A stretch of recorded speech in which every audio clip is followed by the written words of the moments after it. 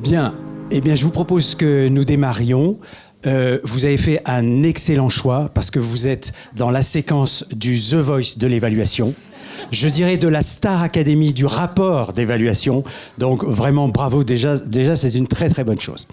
Je m'appelle François Mouterde, je suis président d'honneur de la Société française de l'évaluation et consultant chez Planet Public.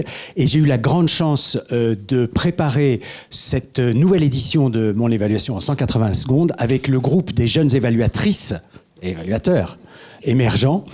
Groupe co-animé par Kenza Benani, qui est chargée de mission évaluation au ministère de l'Europe et des Affaires étrangères. Et donc, il co-anime ce groupe. Et nous avons également préparé cette séquence avec Alexandra Williams, qui se trouve là, qui nous fait le grand honneur de venir à cette... à cette séquence, enfin aujourd'hui, bien qu'elle soit en congé maternité.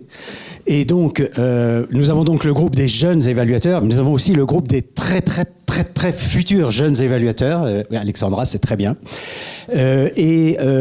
Alexandra, tu as été vainqueur ou vainqueuse, je ne sais pas comment on dit, vaincrice du premier concours il y a 2 ans.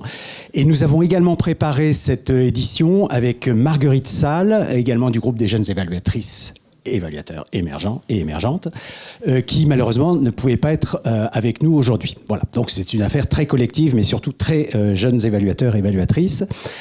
Alors, je rappelle un peu quelle est l'idée de ce concours, finalement. L'idée, c'est tout simplement de rendre plus visibles les évaluations. On a vu dans notre magnifique baromètre de l'évaluation qu'il y a 250 évaluations qui sortent par an en France. Je ne suis pas certain que tout le monde soit au courant. Donc, on cherche des moyens de rendre ces évaluations un petit peu plus visibles. Et on se dit que cette façon de présenter une évaluation en 180 secondes peut-être être un outil utile. Donc cette idée est tout simplement venue en décalquant en quelque sorte le concours Mathèse en 180 secondes, que vous connaissez peut-être pour certains d'entre vous, qui est un exercice rude, mais qui a pris vraiment une très grande importance à l'échelle nationale, je crois. Je ne sais pas si ça se fait dans d'autres pays, peut-être, je crois. Oui, peut-être, international. Donc bientôt, nous aurons peut-être mon évaluation en 180 secondes interplanétaire. Et donc, l'idée, c'est vraiment de pouvoir restituer les résultats d'une évaluation très rapidement, parce que j'en frémis déjà pour les candidats. 180 secondes, ça passe extrêmement vite, mais vous allez dire l'essentiel en 180 secondes, et c'est ça qui va être magnifique. Et la règle, elle est très simple. Chaque candidat ou chaque candidate est debout, alors sauf handicap affirmé, présenté avec justificatifs médicaux à l'avance, mais pour ça n'a pas été le cas, donc vous serez debout.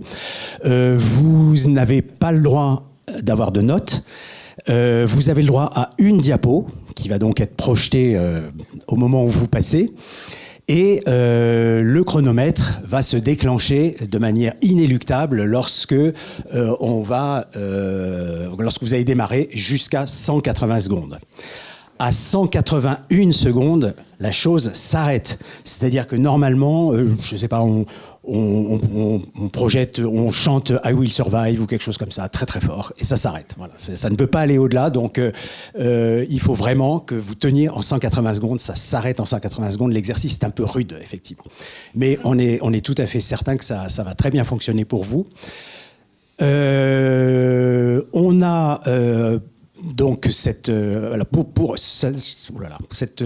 chose a été faite pour la première fois en 2017 en Seine-Saint-Denis. Donc nous avons inauguré cette approche-là et on va, j'espère, la refaire tous les 2 ans. L'ensemble de la démarche est régulé par un jury d'une très grande impartialité, qui va donc essayer d'attribuer qui va attribuer 2 prix. Le prix de la présentation la plus originale, tu nous en diras un petit mot, Hélène, et puis le premier prix du jury, et je vous montre par avance, parce que ça fait envie, le trophée qui sera remporté par le ou la gagnante, et qui aura le droit de le ramener chez lui, de le mettre sur sa cheminée, de le montrer à ses enfants jusqu'à dans la nuit des temps, donc c'est magnifique. Et donc, pour présider ce jury, on a demandé à Hélène Clos d'officier. Hélène, tu es adhérente à la Société française d'évaluation depuis très longtemps, bien malgré ton jeune âge. Tu as été co-animatrice, si je me souviens bien, du groupe ACUF, on l'appelait comme ça avant, des grandes collectivités, France urbaine aujourd'hui. Tu as été quelqu'un d'important, membre très actif du groupe Évaluation participative, je me souviens de ça. Et tu es aujourd'hui, si je ne me trompe pas, co-animatrice du nouveau groupe, pas du tout. Membre actif. Tu es membre actif également du nouveau groupe qui s'appelle Bien-être. Il n'y a pas un groupe comme ça ? Non, il n'y a pas de groupe d'utilité sociale. Non, je suis membre actif du club grenoblois de la Société française d'évaluation. Très bien. Donc encore une chose de plus.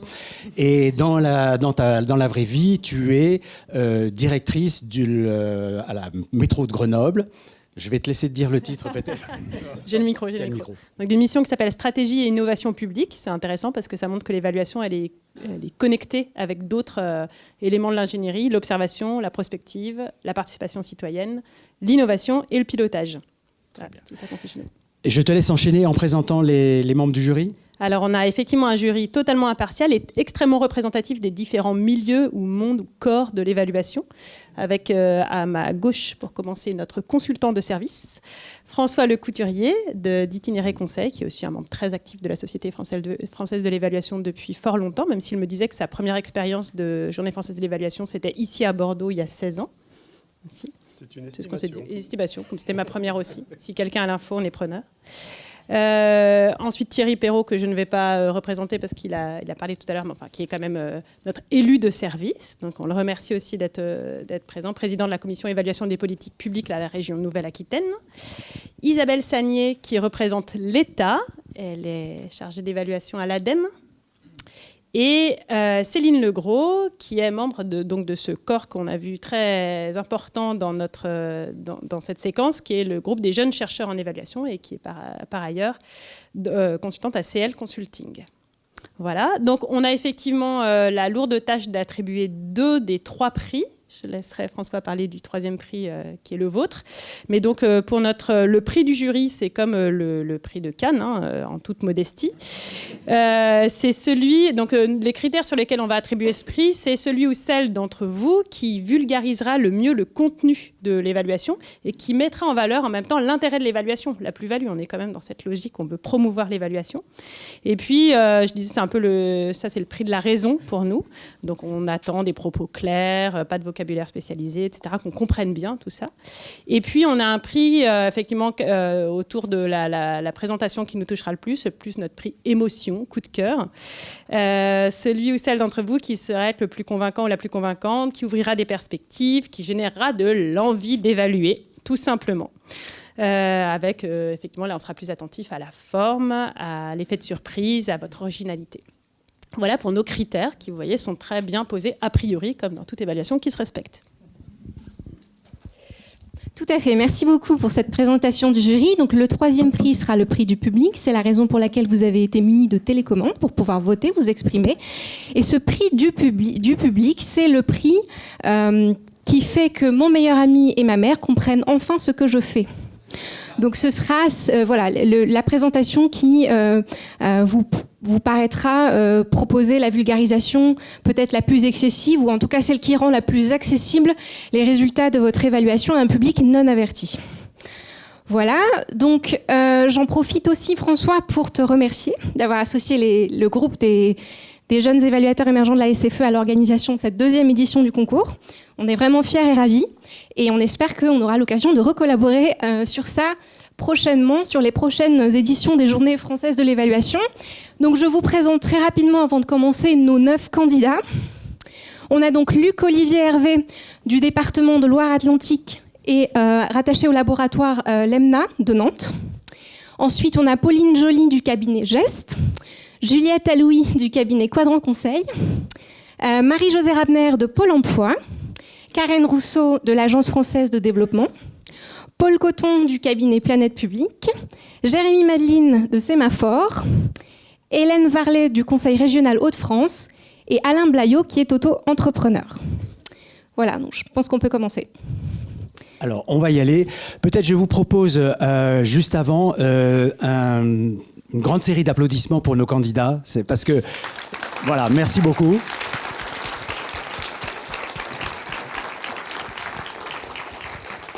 Pendant ce temps, je te laisse prendre place. Voilà, c'est quand même un exercice qui n'est pas très très facile, donc un énorme merci de vous risquer à ça. Alors, donc qui est-ce qui déclenche Ah oui, ça c'est très bien ça.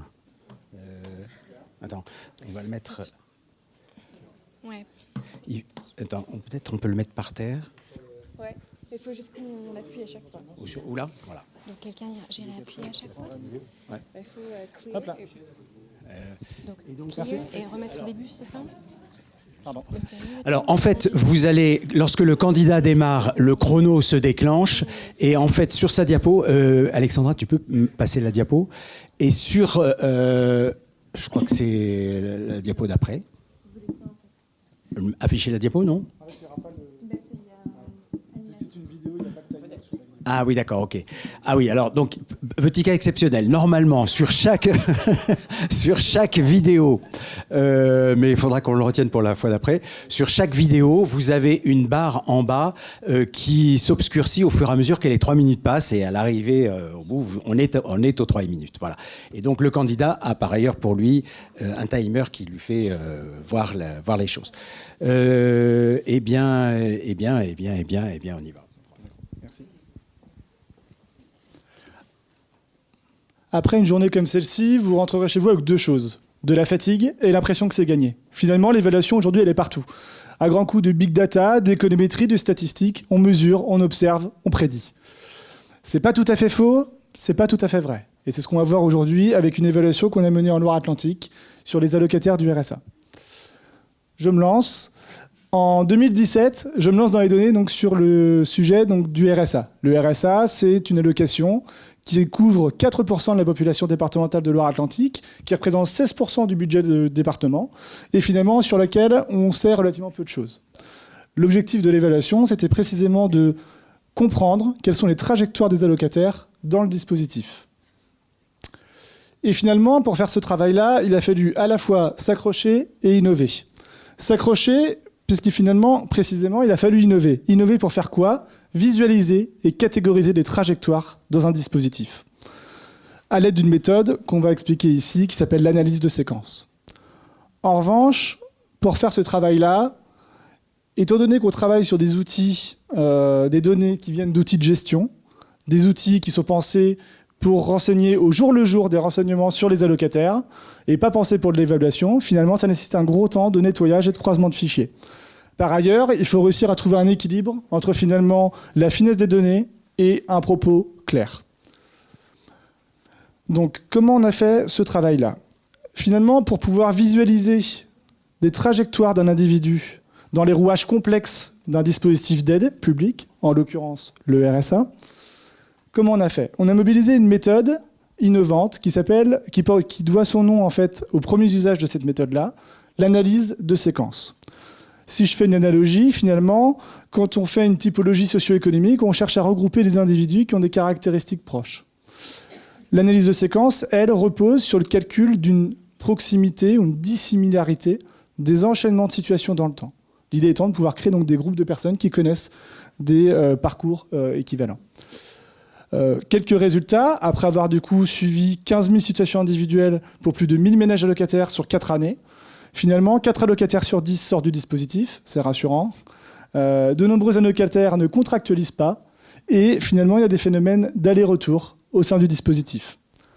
Les poursuites, premièrement, construire un modèle pour pouvoir comprendre les facteurs qui vont impacter l'appartenance à telle ou telle trajectoire. Et 2, partager sa connaissance. Partager sa connaissance à l'aide de quoi? À l'aide notamment d'un outil qu'on est actuellement en train de développer en collaboration avec le département de l'Isère, qui permettra d'épargner des longues heures de codage pour faire ce qu'on a fait, et à l'aide d'une application et des boutons et des menus déroulants. Donc maintenant, l'analyse de trajectoire, vous voyez ce que c'est, alors lancez-vous. Merci.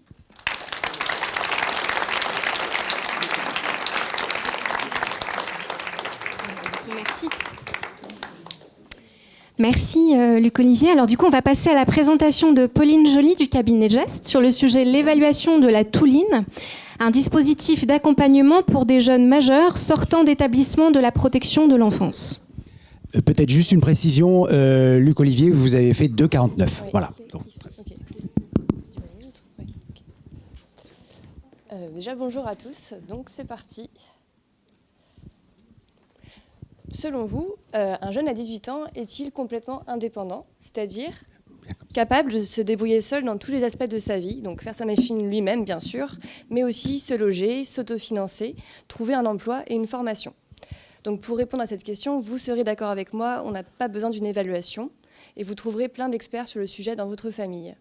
Mais que se passe-t-il pour les jeunes qui ne disposent pas d'un soutien familial, par exemple les jeunes majeurs qui sortent d'établissements de l'aide sociale à l'enfance, et quelle est la responsabilité des pouvoirs publics vis-à-vis de ces jeunes? L'accompagnement de ces jeunes majeurs est confié depuis les années 80 aux conseils départementaux. Seulement, ce soutien tend à se raréfier et ne semble pas suffisant. En effet, on estime qu'environ 1 SDF sur 4 nés en France est un ancien enfant de la protection de l'enfance. Donc dans ce contexte, il y a d'autres acteurs qui interviennent et nous avons évalué en 2018 un dispositif qui s'appelle la Touline. C'est le nom qu'a choisi la Fondation Apprentis d'Auteuil pour désigner l'accompagnement de jeunes majeurs. La Touline repose sur un coordinateur présent sur un territoire que les jeunes peuvent solliciter autant que de besoin sur tous les sujets. C'était une expérimentation à petite échelle sur 4 territoires, donc l'enjeu poursuivait 2 objectifs.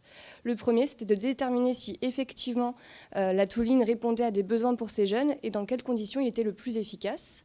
Ce qu'on a constaté finalement, c'est que ces jeunes avaient avant tout besoin d'un référent unique, de confiance, à qui s'adresser au cas où, si besoin, sur tous les sujets.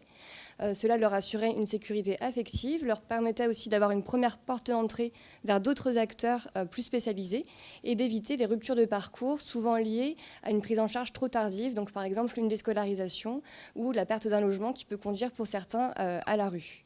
Donc ça, c'était le premier objectif et l'évaluation a finalement conclu sur l'intérêt d'un dispositif d'accompagnement généraliste, individualisé et répondant à la demande et à la sollicitation des jeunes. Le deuxième objectif, c'était d'étudier les conditions de déploiement de cette expérimentation, tant sur la mise en œuvre, donc le fonctionnement, que sur son financement, parce que l'expérimentation reposait à ce moment-là sur des financements européens et privés limités dans le temps. Donc il y avait un enjeu fort à convaincre les pouvoirs publics de l'intérêt d'investir à long terme finalement sur ce type d'accompagnement. L'une des approches qu'on a adoptées, c'était une analyse des coûts évités. Donc ça consiste à comparer le coût de ce dispositif, la Touline, avec celui d'une prise en charge de jeunes qui ne seraient pas accompagnés, qui pourraient rencontrer des difficultés plus importantes et donc nécessiter par exemple un hébergement d'urgence, une place en FJT, bénéficier de prestations sociales, etc. etc. Parce qu'on sait que finalement l'argument financier aujourd'hui est plutôt assez important. Et donc ce qu'on a conclu, c'est que le coût de la Touline semblait finalement dérisoire par rapport au coût social, mais aussi financier des ruptures de parcours. Donc pour conclure, ça traduit l'utilité de l'évaluation pour accompagner le plaidoyer des acteurs privés auprès des pouvoirs publics et aussi la place des associations dans la construction de l'action publique. Je vous remercie. Parfait. Merci beaucoup.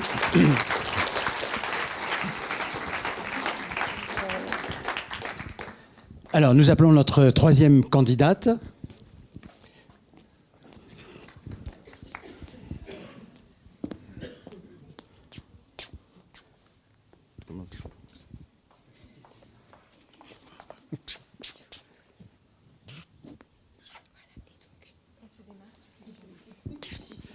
Tout va bien ? Ça va. Allez, on y va. L'histoire que je vais vous raconter, moi, c'est l'histoire d'un piratage d'une commande d'évaluation pour la bonne cause. J'avais pensé me déguiser en pirate, mais je n'ai pas vraiment assumé finalement. Donc, cette histoire, elle concerne la médiathèque en kit Ideasbox que vous voyez derrière moi. Elle a été mise en place par l'association Bibliothèques sans frontières, à la base pour des personnes qui vivent dans des camps de réfugiés en Afrique.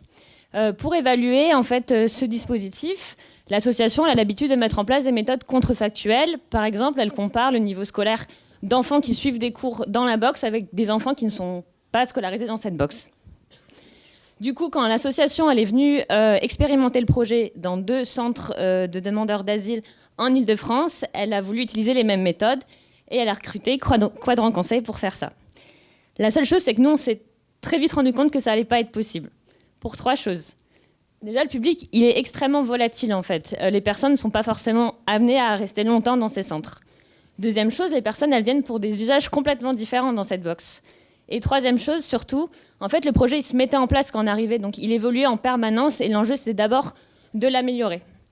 Donc, le piratage est arrivé, et on est passé d'une évaluation contrefactuelle à une évaluation plus en mode embarqué. Donc là, l'idée, c'était, en fait, après chaque temps de collecte que l'on faisait dans les centres, chaque temps d'immersion, de nous faire un retour à Bibliothèques sans frontières sur comment, finalement, cette box, elle était appropriée par les personnes y vivant, comment la box était aussi appropriée par les travailleurs sociaux, et directement en fait de faire les ajustements nécessaires en cours du projet. Au-delà de ça, en fait, cette évaluation embarquée, elle a permis de créer une relation de confiance entre nous et Bibliothèques sans frontières, et donc derrière de rendre nos conclusions plus appropriables, plus écoutées en fait par Bibliothèques sans frontières. Donc on a fait en fait 3 types de conclusions. Premièrement, c'était de mettre en évidence des conditions de réussite qui expliquaient pourquoi les personnes venaient dans l'Ideas Box, souvent en fonction de leur profil. Deuxième chose, c'était en fait voir la nécessité d'adapter cette Ideas Box en fonction du contexte en fait d'intervention, notamment quand on veut vraiment avoir un fort impact sur la trajectoire des personnes. Typiquement, un contexte où il n'y a pas grand-chose, il faut mettre l'Ideas Box dans une optique de la mettre comme une école, avec des profs très qualifiés, avec des niveaux de scolaires établis. Par contre, dans un contexte où il y a déjà plein de choses qui sont faites en termes d'apprentissage, plutôt mettre l'Ideas Box comme une passerelle vers déjà pour orienter vers d'autres dispositifs existants. Voilà, tout ça. Ah oui, et autre chose qui était super important en fait, c'est qu'au-delà des questions des trajectoires, c'était de montrer que ça avait un effet sur le bien-être en fait des personnes immédiatement, sans attendre la question finalement des effets sur leur apprentissage. Et ça, c'était quelque chose d'important et qui n'était pas forcément mesurable et qui pourtant donnait beaucoup de sens au projet. Voilà, tout ça en fait, ça n'aurait pas été permis par l'évaluation contrefactuelle comme a été prévu initialement, et pourtant ça répondait à des vrais enjeux pour Bibliothèques sans frontières, pour ces projets-là, pour des projets à venir. Voilà, j'espère que je vous aurai convaincu de l'intérêt de ce piratage pour la bonne cause. Merci. Merci beaucoup.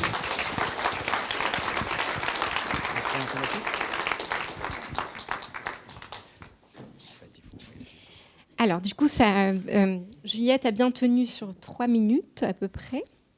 Et on part maintenant avec la présentation de Marie-Josée Ramner sur l'accompagnement intensif des jeunes demandeurs d'emploi. Alors c'est voilà, quoi? Vous appuyez sur le début quand vous commencez mon à parler. slide. Ah, là. Oui, je vais bien. Alors d'abord, je tiens à remercier la SFE qui a permis aux jeunes de s'inscrire, ce qui m'a permis à moi de m'engouffrer dans ce concours. Vous connaissez tous des jeunes demandeurs d'emploi en recherche d'emploi, des jeunes plus ou moins formés, des jeunes qui ont plus ou moins confiance en leurs capacités. Pour autant, il y a un dénominateur commun, ils ont plutôt moins confiance que plus avec l'accompagnement de Pôle emploi. C'est pourquoi, à partir de septembre 2014, Pôle emploi a décidé de mettre en place un accompagnement spécifique, mais surtout intensif en direction de jeunes volontaires. AIJ. À partir de maintenant, ce sont les seules initiales que je prononcerai. Mon propos, c'est de vous démontrer que ça fonctionne plutôt bien.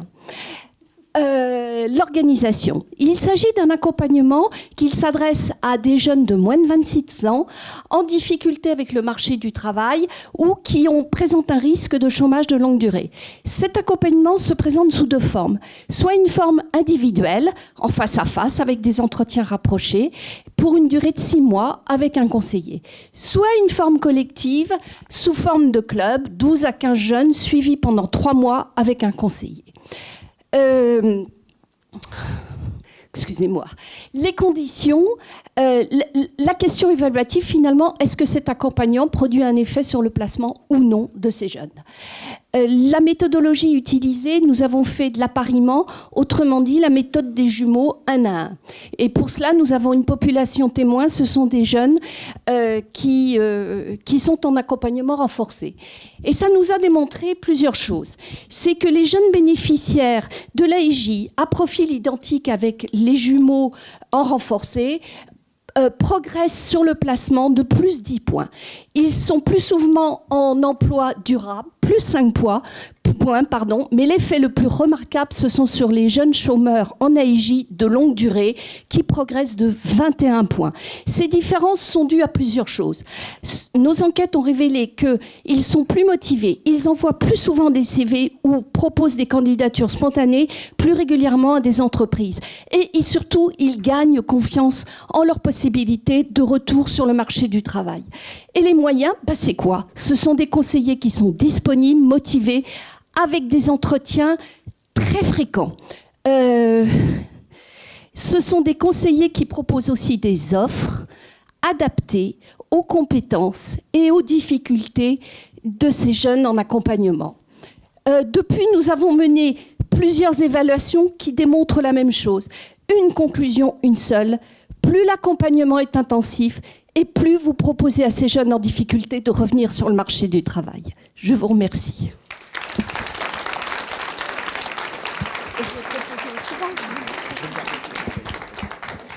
Félicitations, vous avez fait 2,59, c'est magnifique, il vous restait même encore une seconde. Voilà, absolument, je ne vois que ça. Tout va bien? Vous avez carrément un objet en fait. Très bien, absolument, tout à fait. Alors je vais remettre le compteur à 0, voilà, et je le déclencherai quand vous... alors pardon, donc vous êtes Karen Rousseau de l'Agence française de développement et vous nous faites l'évaluation, vous nous restituez l'évaluation d'un appui à la politique de l'eau en Jordanie. Tout à fait. C'est moi qui démarre ou... Je démarre quand vous démarrez. D'accord, j'ai besoin de ça. J'ai pris une douche ce matin. J'ai consommé 70 litres d'eau. C'est ce dont disposent les Jordaniens en moyenne par jour, mais pour tous les usages du quotidien. La Jordanie est un pays en pénurie d'eau. L'AFD, l'Agence française de développement, met en œuvre la politique de développement international de la France en finançant des projets et des programmes de développement. Par exemple, en Jordanie, en finançant des stations de pompage et de traitement des eaux. Je suis allée à Amman, en Jordanie, en janvier dernier, avec des collègues pour évaluer 2 prêts de politique publique dans le secteur de l'eau. Des quoi? Des prêts de politique publique. Ce sont des opérations spécifiques car elles ne visent pas à financer des infrastructures, par exemple des stations de pompage ou de traitement des eaux. Le ministère des Finances qui récupère le financement peut l'utiliser comme bon lui semble. En contrepartie de quoi, le gouvernement s'engage à faire avancer des réformes, par exemple en Jordanie, dans le secteur de l'eau. Alors, vous me direz, vu la situation en Jordanie, on a besoin d'infrastructures de l'eau pour maintenir un service qui est déjà très minimum, 70 litres d'eau par jour en moyenne par Jordanien. Certes, mais le problème en Jordanie, c'est que le secteur de l'eau est en déficit financier chaque année et qu'il a accumulé une dette colossale qui empêche de financer des opérations de maintenance pour le bon fonctionnement des infrastructures et à terme qui réduit les chances de financer d'autres investissements pour maintenir ce service de l'eau. Les 2 prêts de politique publique successifs qui ont été financés avaient 3 objectifs. Mieux gérer la dette, assurer de rétablir l'équilibre financier du secteur de l'eau, tout en maintenant un niveau d'investissement nécessaire. 3 conclusions de l'évaluation. 1. Effectivement, la dette a été mieux gérée. L'approche séquentielle qui a été mise en œuvre a bien fonctionné. Une expertise a été financée pour diagnostiquer la situation, proposer des solutions. Le gouvernement a pris une décision et la 2e opération a permis d'accompagner la mise en œuvre de la réforme.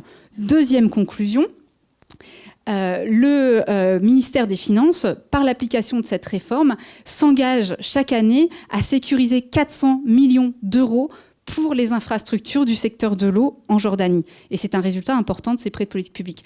3e conclusion, concernant le déficit financier cette fois, il y a eu des améliorations, mais dans le même temps, le coût de l'électricité pour les opérateurs de l'eau a augmenté de 50%. Imaginez un petit peu votre facture d'énergie qui augmente de 50% alors que vous essayez de ne pas être à découvert. Vous voyez la situation. L'équilibre n'a pas pu être rétabli.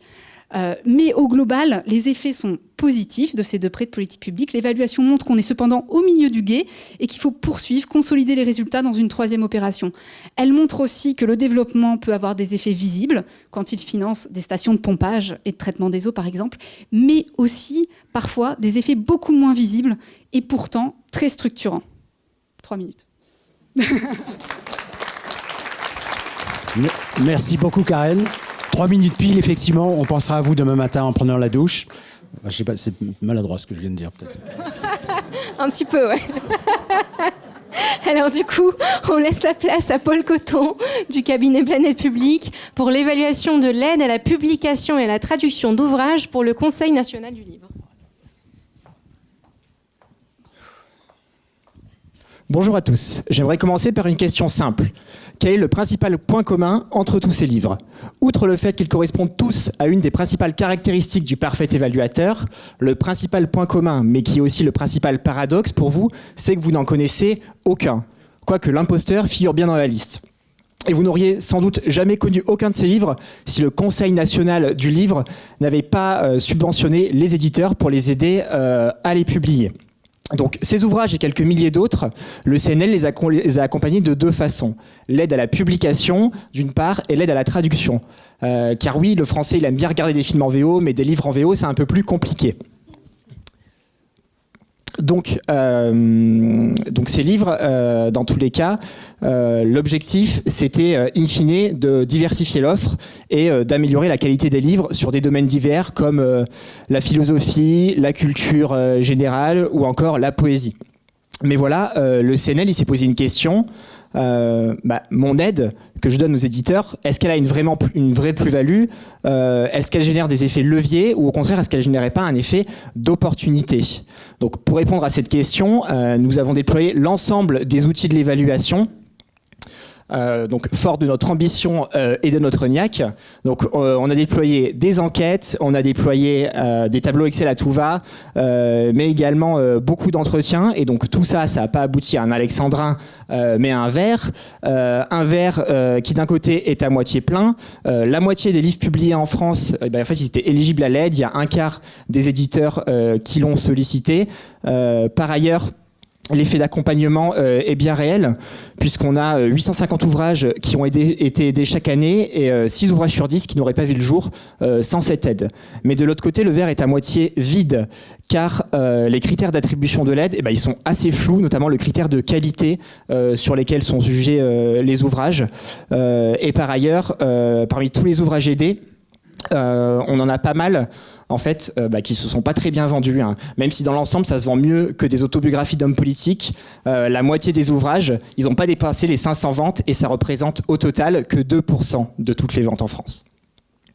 Et fort de tous ces constats, à la fin de notre évaluation, on a proposé au président du CNL deux choix, un scénario vraiment cornélien. Partir du verre à moitié plein, optimiser l'existant au nom de l'exception culturelle française, et partir du verre à moitié vide, renverser la table, renverser le verre et repenser tout le système. Mais dans tous les cas, qu'importe le scénario qui sera choisi par le président, et on est d'ailleurs bien content de ne pas être à sa place, l'important qu'on aura appris grâce à cette évaluation, c'est que qu'importe le scénario final qui est retenu, au moins si un de vous proches vous demande ce qu'est que faire de l'évaluation, vous aurez au moins des conseils de lecture à leur donner. Merci beaucoup. Parfait, merci Paul. 3 minutes pile. Donc, il nous reste 1, 2, 3 candidats. Alors, Jérémy, Madeleine de Sémaphore pour l'évaluation de la démarche compétence. Jérémy, tu étais déjà là il y a 2 ans. Exactement. Très bien. Tu as beaucoup bossé depuis. La même préparation. Vous allez voir, ça va parler technique. On peut y aller. Alors, vous vous en souvenez peut-être, il y a 1 an, après un but magnifique contre la Belgique, Samuel Umtiti a cassé la démarche. Nous, cette année, à Sémaphore, on n'a pas cassé la démarche. Quoique, mais c'est peut-être pas l'endroit pour en parler. On a évalué la démarche compétence. Qu'est-ce que la démarche compétence ? Tout d'abord, je vais vous parler de mon client. Mon client, c'est Constructis. Constructis, c'est un OPCA. C'est-à-dire, c'est un organisme chargé de collecter l'argent de la formation professionnelle auprès des entreprises pour le redistribuer aux salariés qui en ont le plus besoin. En l'occurrence, Constructis, comme son nom l'indique, c'est l'OPCA de la construction. En gros, les gars du BTP. Constructis, en 2013, a donc lancé la démarche compétence. La démarche compétence consiste, en fait, pour les entreprises, elles peuvent bénéficier gratuitement, pendant 1 jour, de l'accompagnement d'un consultant qui vient en fait faire un audit RH au sein de l'entreprise. Elles peuvent bénéficier aussi par la suite d'un accompagnement pendant 6 jours maximum pour mettre en place le plan d'action à l'issue de ce diagnostic. 6 ans donc après le déploiement de ce dispositif de la démarche compétence, Constructis nous a demandé de l'évaluer. Pourquoi ? Pour comprendre déjà comment le dispositif se déploie et deuxièmement pour comprendre les effets et les impacts que ça pouvait avoir sur les entreprises qui en bénéficient. Les méthodes qu'on a mises en place pour répondre à cette question sont assez simples. Un questionnaire auprès d'entreprises et des entretiens auprès d'un panel de personnes comme les chefs d'entreprise, les salariés, les conseillers constructifs, les élus paritaires, etc. Les résultats, 3 principaux enseignements. Le premier, la démarche compétence, elle ne bénéficie finalement pas à beaucoup d'entreprises. Elle bénéficie à seulement 200 entreprises sur les 200 000 entreprises adhérentes de Constructis. Donc s'il y a des matheux dans la salle, ça fait à peu près 0,001%, ce qui est assez peu. Deuxième enseignement, la prise en charge financière, elle n'est pas incitative, elle est complètement décisive. En fait, quand on demande aux entreprises ce qui les a incitées, elles nous disent en deçà de 90% de prise en charge financière, je n'y vais pas dans votre dispositif. Troisième enseignement, au niveau des effets. Le principal effet, en fait, a été la sensibilisation du chef d'entreprise aux enjeux RH. Mais ce n'était pas l'objectif initial de la démarche. L'objectif étant bien de transformer l'entreprise dans son organisation. Et ça, c'est un effet qui n'a été, en fait, peu, voire très peu atteint. Pour résumer, la démarche compétence, c'est un peu comme l'euro-million. Il y a très peu d'élus, l'argent, ça motive, et surtout, il faut un accompagnement pour risquer de ne pas tout perdre. Voilà, merci. Merci bien, Jérémy. Et il te restait même 9 secondes, mais c'était parfait. Et nous passons à... On passe donc à l'avant-dernière présentation, qui est celle d'Hélène Varlet, du Conseil régional Hauts-de-France, le programme régional de réussite en études longues. Bonjour à tous, merci. Alors aujourd'hui, j'aurais pu vous parler de Kim, qui était lycéenne à Boulogne, qui maintenant, grâce au PREL, vient régulièrement à Lille rencontrer Florinda, sa tutrice, et que maintenant, elle songe sérieusement à faire Sciences Po. J'aurais pu vous parler de Romain, parce que Romain, il a fait un bac technologique, et maintenant, il est en première année, et il voit plein de trucs avec son tuteur, des questions relatives à la fac, à l'enseignement, puis à plein d'autres trucs encore. Parce que tous ces jeunes, enfin ils sont 3000, ils ont bénéficié du PREL, du programme de réussite en études longues, régionales, qui a été mis en place dans le Nord-Pas-de-Calais entre 2013 et 2016, et qui vise en fait le continuum -3 plus 3 entre le bac, enfin, avant et après le bac. Mais aujourd'hui, j'ai décidé de vous parler de Justine, parce que Justine, elle a failli décrocher. Justine, elle était en premier semestre et grâce à Tremplin, un des dispositifs du PREL, elle a pu aller jusqu'au bout de son année. C'est un des profs qui l'a remarqué et elle a été accompagnée.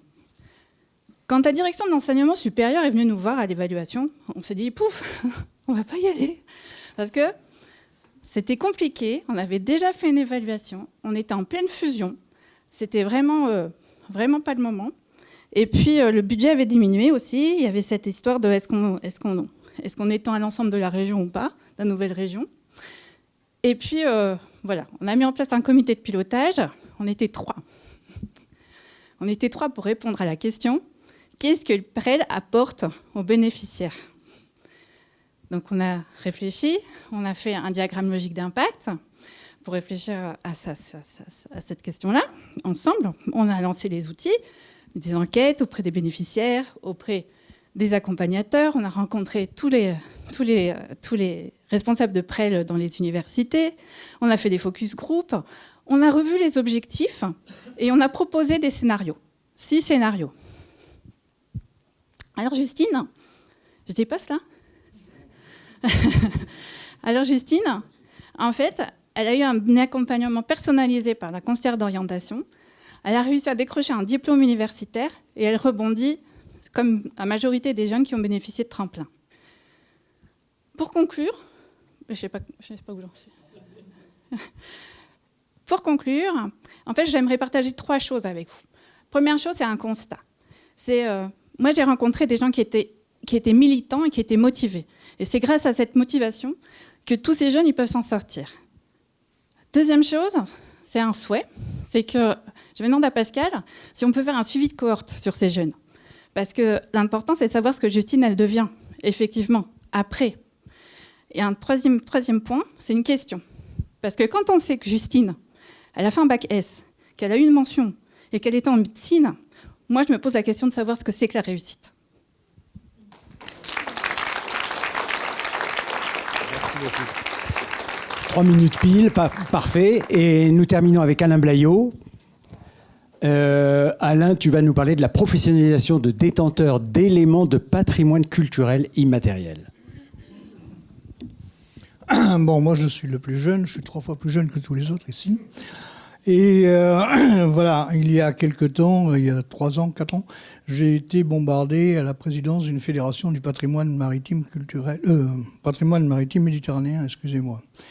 Sur quoi on m'a présenté des bateaux comme ça et on m'a dit qu'il faut faire en sorte que ça devienne pérenne.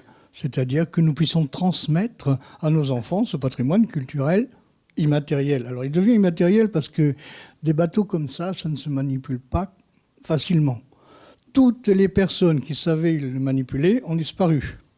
Donc ceux qui, à l'heure actuelle, détiennent ce genre de bateau, d'une part, ils ont le problème de la restauration du bateau, il faut faire en sorte qu'il marche, ils ont la difficulté de la navigation et de trouver des personnes qui, avec eux, en équipe, forment des équipages. Ça, ce n'est pas facile du tout.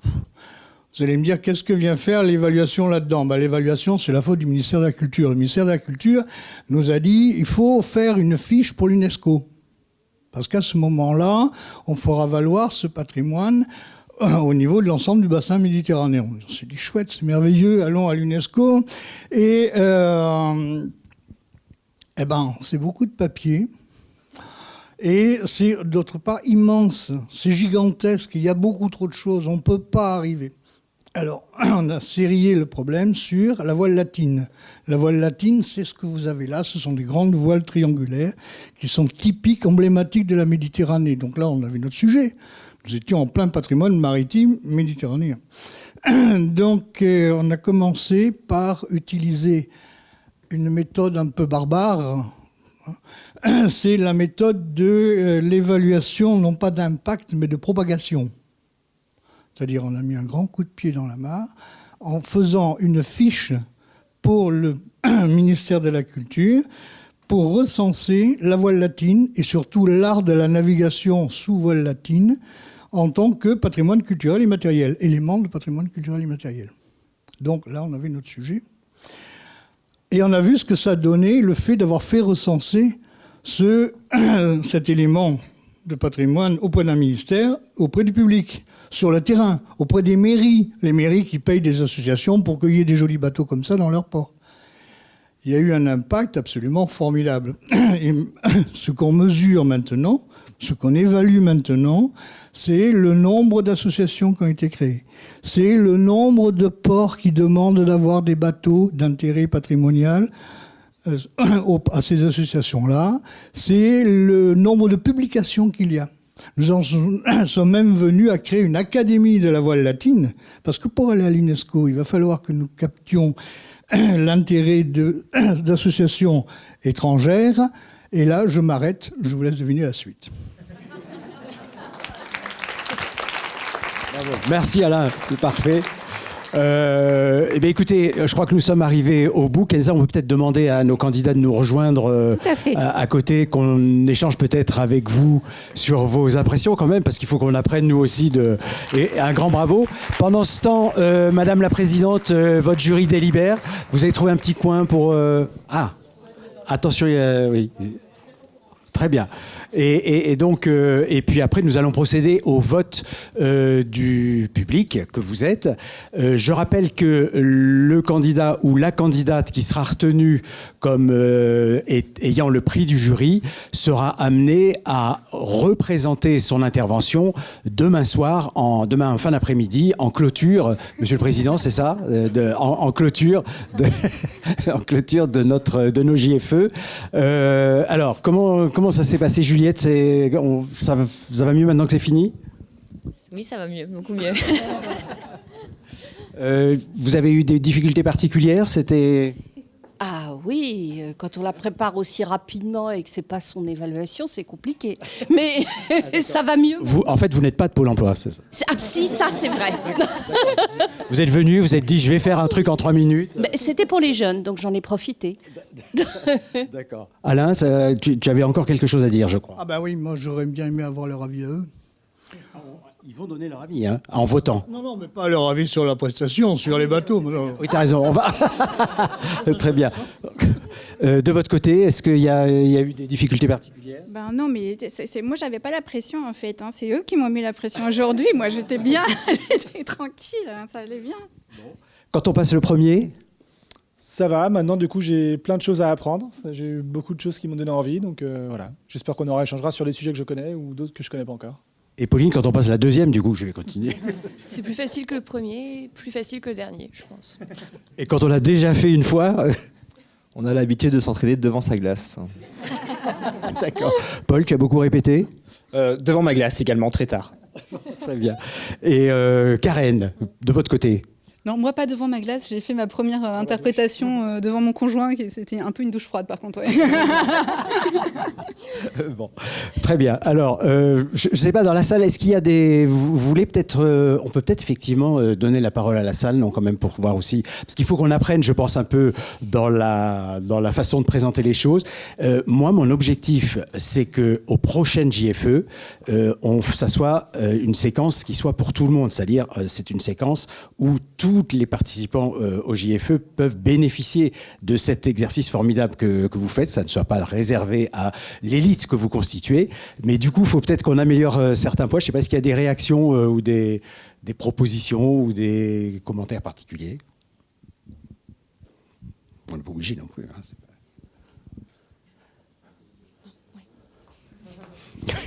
Je te remercie, Thomas. Bonjour. Oui, je trouvais l'exercice très intéressant et très difficile, puisque pouvant réaliser des évaluations, je ne sais pas si je serais très bon dans l'exercice. Moi, ce que j'ai remarqué, c'est qu'il y a eu des présentations qui insistaient plus sur la méthode d'évaluation et d'autres plus qui parlaient du dispositif en question. Donc, il y avait un peu ces deux entrées différentes. C'est juste, ouais. Ok. Autre remarque ou autre réaction? Bon, on passe au vote, Kenza, je crois. Ouais, c'est ça qui est attendu, en fait. Alors, Paul, il faut que tu nous donnes un petit coup de main. Alors, je suis obligé de demander l'assistance de Paul Coton, qui est un candidat, mais je vous assure qu'il n'a pas mis plus de 10 ou 15 points de bonus pour lui dans la machine. Ça se limite à ça. Et ma télécommande, c'est pour lancer les votes, en fait. C'est pas pour voter. Alors, attends, tu ne lances pas tout de suite. Hein, on va... Donc... Oui, il faut expliquer. Peut-être, oui. Alors, du coup, vous avez... en 180 secondes, je vous explique comment ça marche. Vous avez un petit boîtier devant vous avec des numéros, ça va de 1 à 0, donc là ça va être de 1 à 9 puisqu'on était 9. Et en fait à l'écran, il va y avoir notre ordre de passage qui va s'afficher avec un numéro. Et là vous allez pouvoir voter 1, 2, 3, 4, 5 en fonction du candidat que vous avez retenu. Alors ce qui est important surtout, c'est vous appuyez sur OK un peu avant pour que ça s'allume. Et après vous appuyez sur le numéro jusqu'à ce qu'il s'affiche en fait sur votre écran de votre boîtier. Une fois qu'il est affiché, vous appuyez sur OK et c'est bon, le vote est pris en compte et on vous laisse 2 minutes pour voter. Attends, ne lance pas. Hein. Mais c'est déjà lancé. C'est déjà lancé. Bien, alors, donc vous êtes autorisé à voter. Je précise que si par malheur vous n'avez pas de vote, ça n'est pas grave du tout. L'intérêt, c'est de participer. Vous avez fait un effort formidable. Donc, je ne sais pas comment tout ça va se répartir.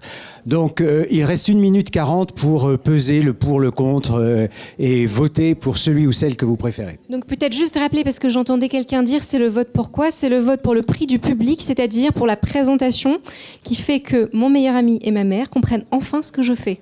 Donc c'est vraiment une vulgarisation extrême.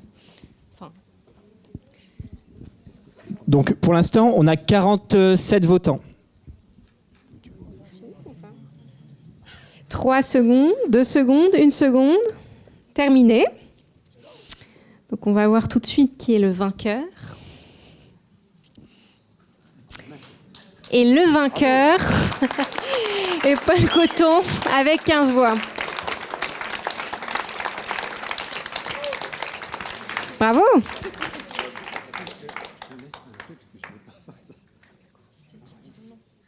Oui, pardon, donc le vainqueur est... Le vainqueur donc, est le numéro 6 avec 15 voix, Paul Coton de Planète Publique. Suivi ensuite avec 12 voix de Marie-Josée Rabner de Pôle emploi. Et on va dire de Juliette Alouis de Quadrant Conseil avec 11 voix. Voilà.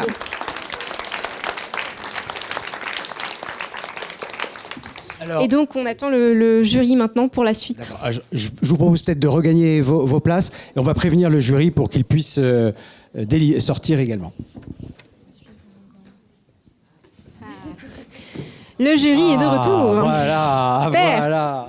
Bon. C'est dur, c'est dur. Mais alors, du coup, on vous passe le micro pour pouvoir annoncer les 2 prix. Donc vous avez compris que ça a été dur, débattu, qu'on aurait pu y rester encore bien une demi-heure, que même à la fin on n'avait pas complètement réussi à se mettre d'accord, donc on pourra raconter à l'ensemble des candidats nos hésitations. On était vraiment bien là. On était bien dans notre placard à balai.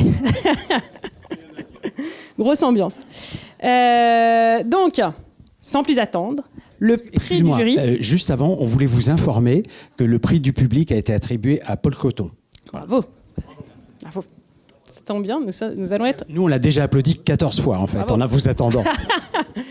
Alors, pour le prix du jury, donc, qui était plus le prix de la raison, je vous rappelle nos critères, comment est-ce que la pédagogie de l'évaluation, on a bien compris le contenu et ça a montré la plus-value de l'évaluation. Nous avons décidé de l'attribuer, après moult hésitations, à Karen Rousseau. Bravo.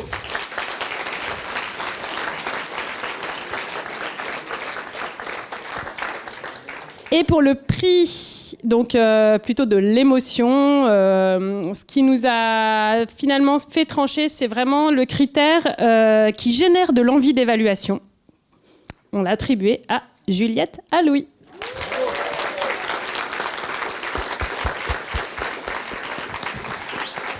Même si on aurait préféré qu'elle ait sa tenue de pirate, quoi. On bien dit bien. Oui, bien sûr. Donc, prix du jury Karen, c'est ça ? Prix du jury Karen. Alors Karen, on ne vous remet pas ce prix-là maintenant ? Si, on le remet maintenant ou oui. Il sera remis demain en séance plénière. Vous êtes là demain ? Et vous serez même autorisé à refaire votre exercice devant tout le monde. Oui, vous personnellement, parce qu'on ne va pas le faire à votre place, en fait. Donc, autre commentaire, Madame la Présidente, ou est-ce que... Merci beaucoup pour cette organisation. Et puis, on se tient à votre disposition, les candidats aussi, pour vous dire un peu ce qu'on en a pensé, nos retours, etc. Parce que voilà, c'était débattu, on était vraiment intéressés. Bravo pour vos prestations, c'était tout de grande qualité. Très bien, bravo à tous, merci beaucoup. Et on se retrouve à la soirée pour commenter.